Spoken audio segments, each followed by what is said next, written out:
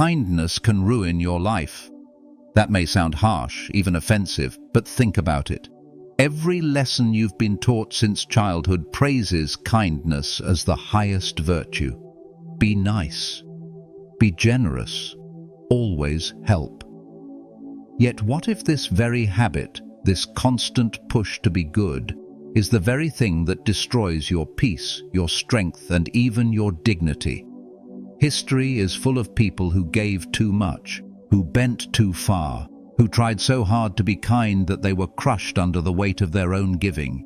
The truth is simple. Kindness without wisdom becomes poison, and if you don't see how it can destroy you, it already has more power over your life than you realize. There is a dangerous illusion in believing that kindness must always flow without end.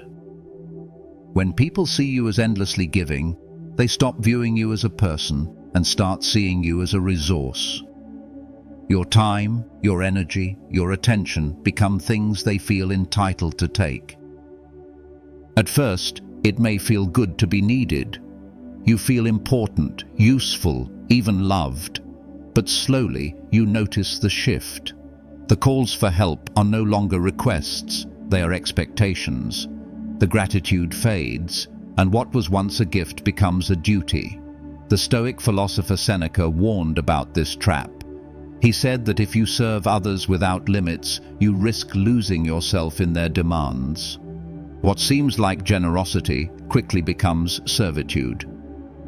Imagine the friend who always says yes to driving someone around, the sibling who always pays the bill, or the colleague who always stays late to cover for others. Over time, this person isn't admired for their kindness. They are relied upon as if they had no choice. The danger is not that kindness is wrong, but that it is misunderstood. To give without measure is to erase your own boundaries. And when your boundaries disappear, so does your sense of self. The world will always take as much as you allow. The question is whether your kindness is guided by reason, or whether you've become a well that never stops pouring, even as you dry up inside. Kindness can also turn into a weapon in the hands of others. When you live as someone who cannot say no, people who lack integrity will notice. They see not your goodness but your weakness, and weakness invites manipulation. A worker who always accepts extra tasks without complaint soon becomes the one burdened with the hardest jobs, while others walk away free. A friend who always pays for meals becomes the one expected to cover every outing. Over time, your kindness stops being kindness. It becomes bait for exploitation. The Stoics were clear about this. A virtue must be ruled by reason. If your kindness springs from fear or habit rather than deliberate choice, it is not virtue at all. It is compliance. And compliance attracts those who are eager to take without giving. Marcus Aurelius reminded himself to expect people who are selfish, deceitful, or ungrateful. This was not cynicism, but clarity, knowing that not everyone deserves your open hand. In daily life, you've likely seen this play out. The person who always says yes is used by others until they break. Their silence is mistaken for agreement, their giving for obligation, and the more they try to be kind, the less they are respected. The truth is simple. Kindness without boundaries is not kindness. It is surrender. And when you surrender your will to others, you stop living by your own reason and start living by theirs. That is not a life of strength, but a life of chains. Sometimes kindness is not born from love or virtue at all, but from fear. Many people put on the mask of kindness to avoid conflict, to escape rejection, or to keep the approval of others. They say yes when they want to say no. They agree with opinions they don't believe in. They smile when they are silently burning inside. This is not true kindness. It is fear disguised as goodness. Imagine the friend who never disagrees, even when you know they think differently. Or the colleague who always accepts unfair treatment because they are terrified of being disliked. On the surface, they appear kind, but beneath the surface lies a deep insecurity. The fear that if they stop pleasing others, they will lose love, friendship, or belonging. This is not strength. It is a quiet kind of slavery. The Stoics warned that the pursuit of approval is one of the greatest chains. If your actions are guided by the fear of others' disapproval, you are no longer free. Marcus Aurelius wrote that it is better to be disliked for living according to truth than to be loved for living as a shadow of yourself. When kindness grows out of fear, it loses its purity. It no longer reflects courage or compassion, but avoidance and weakness. And in the end, fear-driven kindness empties a person of their true voice. They may be praised for their sweetness, but inside they are strangers to themselves, trapped by the very approval they seek. There is another hidden danger in unchecked kindness, the slow build-up of resentment. At first, it feels good to give. You help a friend, you support family, you sacrifice your own comfort for the sake of others. But when this pattern repeats without balance, something toxic begins to grow inside. You may not show it openly, but in the quiet of your heart, you start to feel bitterness. You begin to wonder why no one notices your efforts, why no one repays your sacrifices, why everyone seems to take but never give. This is the paradox of forced kindness. Outwardly it looks noble, but inwardly it poisons the giver. What was once generosity becomes obligation. What was once love becomes resentment. The person who always says yes eventually carries a burden that crushes their spirit.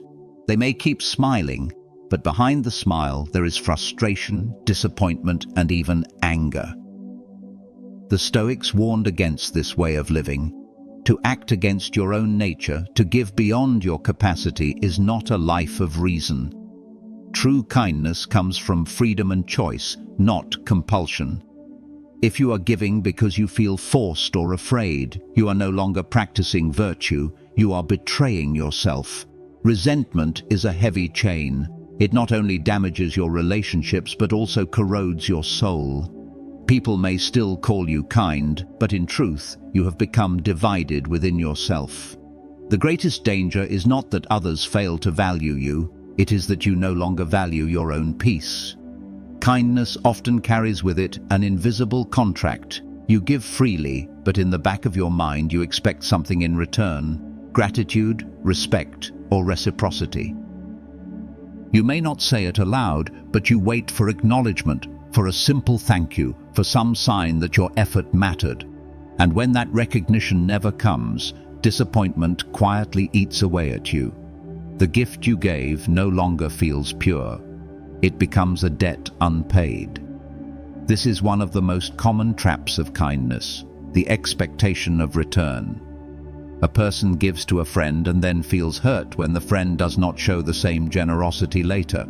A child sacrifices for their parents and then feels abandoned when the parents do not respond with praise. A worker goes above and beyond but receives no recognition from the employer. Each act of kindness, once fueled by love, transforms into fuel for resentment when expectations are not met. The Stoics taught that virtue must be complete in itself. To give with the hidden hope of reward is not virtue, but transaction. Seneca wrote that true generosity seeks no witness, no applause, no repayment. To do good must be enough. But this is difficult for most of us, because pride and desire creep in quietly. The problem is not that kindness is wrong, but that expectation corrupts it. If your happiness depends on another's response, you will always be fragile. True strength lies in giving without need, in acting kindly because it is right, not because it will be noticed. Without this, your kindness will constantly turn into silent bitterness, and your peace will belong to others rather than yourself. There is another subtle danger: kindness misdirected toward yourself. At first, it sounds harmless, even wise, to be kind to yourself. After all, self-care is often praised. But when kindness becomes indulgence, it slowly erodes discipline. You tell yourself, "I deserve to rest." And so you rest again and again until laziness replaces effort. You say, "Be gentle with yourself," and so you excuse your weaknesses instead of facing them. What feels like self-kindness becomes the slow decay of your character. The Stoics had no tolerance for this illusion. Marcus Aurelius reminded himself each morning that he was not born to lie in comfort, but to rise and work as part of nature's duty. Life was not meant to be an endless pursuit of ease. When you pamper yourself too often, you dull the sharpness of your will. You lose the strength that only comes from struggle. Think of a student who tells themselves they deserve a break every time the work becomes hard, or a person who indulges in food and entertainment because they do not want to confront discomfort. This is not compassion, it is surrender. Self-kindness, when twisted into avoidance, becomes self-betrayal. True kindness toward yourself is not indulgence but honesty. It is pushing yourself toward what is good, even when it hurts. It is choosing discipline over comfort, truth over excuses. Without this, you risk becoming soft, fragile, unprepared for life's demands. What you call kindness becomes the very force that weakens you. And when life tests you, as it always will, you may find that your softness cannot carry you through. When kindness is spread too thin, it loses its power. The desire to please everyone often grows from the fear of letting anyone down. You try to be fair, to give equally, to avoid hurting feelings. But in trying to keep all sides happy, you end up serving no one well, including yourself. This is the trap of pleasing everyone. You become a mirror of what others want, not a person of conviction. Leaders often fall into this mistake. A leader who cannot take a firm stance, who bends to every opinion, is not admired for kindness, but criticized for weakness. The same happens in daily life. The friend who refuses to set limits becomes exhausted. The parent who tries to keep every child equally satisfied creates confusion. The worker who always agrees with every demand gains no respect. What appears to be kindness is actually the inability to stand on solid ground. The Stoics understood this danger clearly. They taught that one must act according to reason and virtue, not the shifting winds of others' desires. If you try to control how everyone feels about you, you chase something that can never be caught. You waste your energy on what lies outside your power, and in the process you abandon what lies within, your own judgment. To try to please everyone is to betray yourself. Kindness without boundaries dissolves into chaos, and instead of being respected, you are quietly dismissed. A person who stands firm, who knows when to say yes and when to say no, is remembered for strength. But a person who always bends to keep the peace disappears into the background, forgotten by those they once tried so hard to please. Kindness without rest eventually burns itself out. You can only give so much before your strength is drained, yet many people ignore this truth. They pour themselves into others day after day, believing that constant sacrifice is the highest form of love. At first it feels noble. You are the helper, the caretaker, the one who can always be counted on. But over time, the cost becomes clear.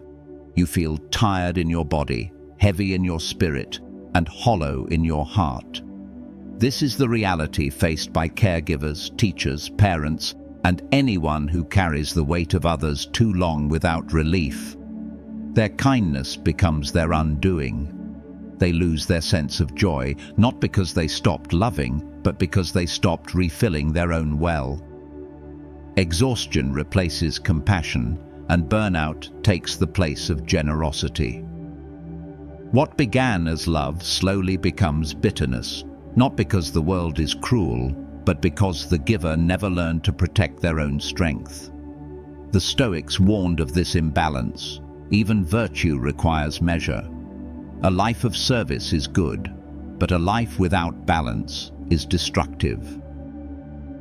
If you neglect your own needs, you cannot serve others well. A burnt-out soul offers little warmth. True kindness is sustainable only when it is tempered by wisdom. To rest is not selfish, it is preparation. To care for yourself is not weakness. It is the foundation that allows you to keep caring for others. Without this understanding, your kindness becomes self-destruction, and the very people you wish to serve will suffer from the collapse of the person they depend on. There is also the danger of kindness silencing truth. Out of fear of hurting feelings, many people soften their words, hide their real thoughts, or avoid difficult conversations. They call it kindness, but in reality, it is avoidance. A friend keeps quiet about another's destructive habits because they don't want to seem harsh. A parent avoids correcting their child because they want to be gentle. A worker stays silent about a colleague's mistakes, thinking it is better not to cause tension. On the surface, this looks kind, but underneath, it allows harm to grow unchecked. The Stoics believed that truth is greater kindness than flattery. To tell someone what they want to hear while hiding what they need to hear is not compassion. It is cruelty disguised as care. Marcus Aurelius reminded himself to speak only what is true and just, even if it displeased others, for anything less was a betrayal of reason. Think of the consequences when kindness replaces honesty. The friend who is never confronted spirals deeper into self-destruction. The child without discipline grows entitled and weak. The worker who is shielded from criticism never improves. Each time the silence caused more harm than words ever could. Real kindness is not about avoiding discomfort. It is about guiding others toward what is good, even if the truth stings for a moment. To withhold truth for the sake of being nice is to value comfort over growth. And when comfort becomes the highest goal, both you and those around you are left unprepared for the harsher lessons life will eventually deliver. Another way kindness can harm is through the reputation it creates.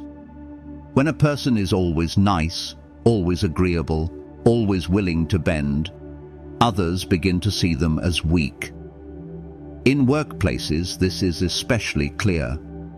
The worker who never says no, who avoids conflict, who is endlessly accommodating, is rarely chosen for leadership.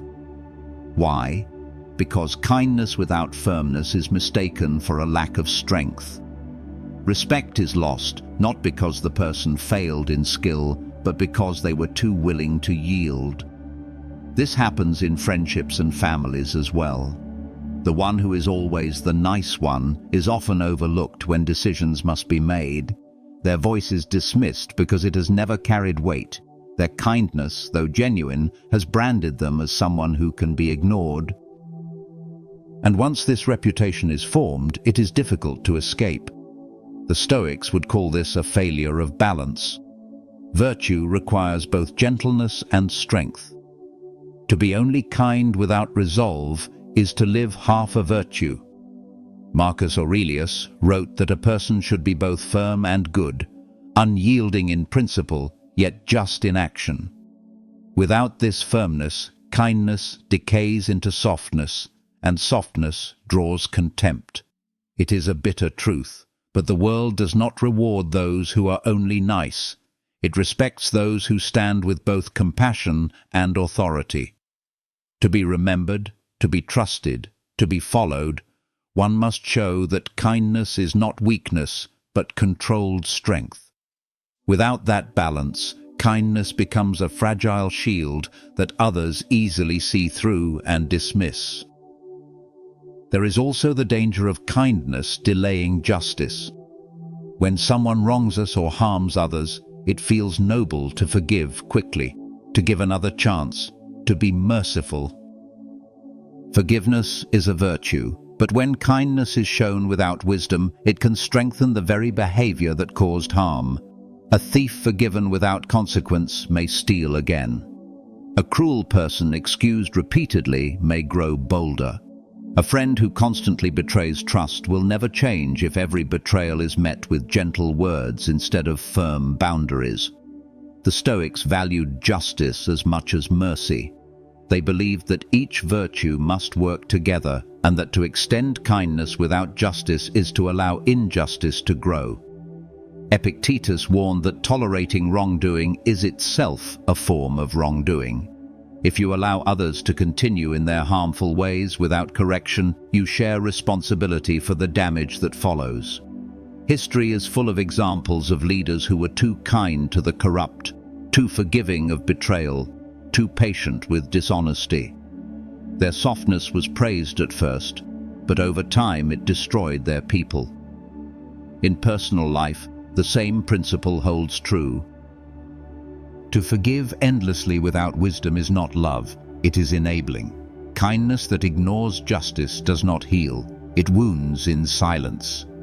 Real compassion requires courage, and courage sometimes means saying no, setting limits, or delivering consequences.